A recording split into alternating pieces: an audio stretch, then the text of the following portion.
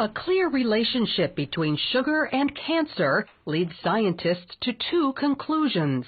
Sugar use contributes to cancer, and going without it can slow growth of the disease.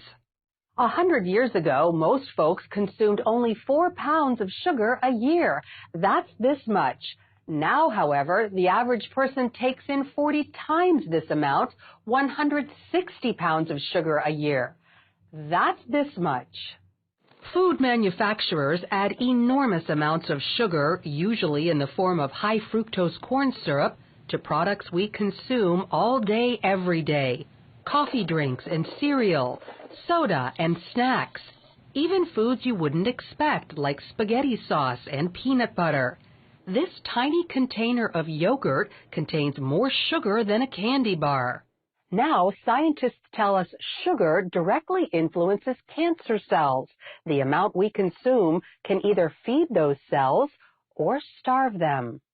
In a landmark study, researchers at UT-MD Anderson Cancer Center fed mice high fructose corn syrup in percentages equal to what many humans consume.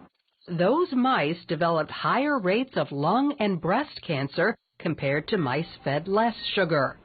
The study also tells us something about people who already have cancer.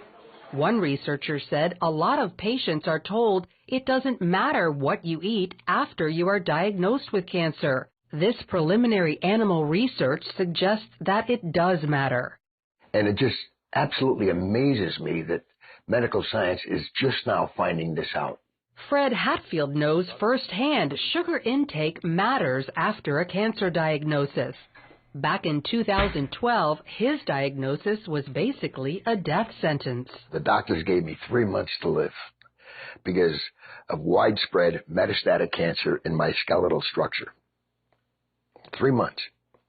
3 different doctors told me that same thing. It's a horrible, horrible feeling to have someone tell you that the person that you love only has 3 months to live and you're not going to be with him anymore.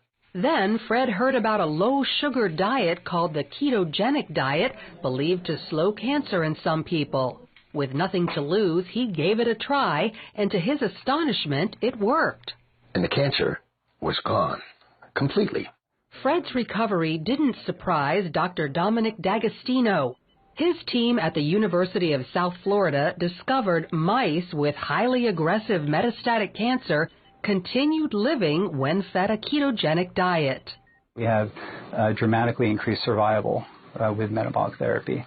So we think it's important to get this information out. And it's not just lab animals. Dr. D'Agostino has seen similar results in humans.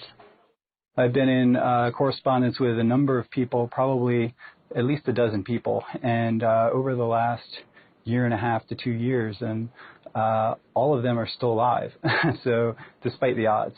And so this is very encouraging. The ketogenic diet means no sugar and no starchy carbohydrates like bread and pasta that convert to sugar.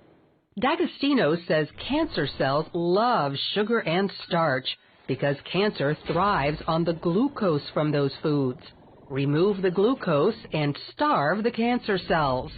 Glucose also fuels our healthy cells, but if it's not there, those cells can switch to an alternate fuel source called ketone bodies. Cancer cells only run on glucose. Your normal cells have the metabolic flexibility to adapt from using glucose to using ketone bodies, but cancer cells lack this metabolic flexibility, so we can exploit that. Since processed food contains so much sugar and starch, people following the ketogenic diet tend to cook whole foods from scratch. You can go online and there's just cookbooks and, it's clean eating, just very clean eating. None of the sugars, the salts, the trash food. So when it comes to cancer, sugar is considered public enemy number 1. Avoiding it could lead to prevention or slow it down in people fighting the disease. Lori Johnson, CBN News.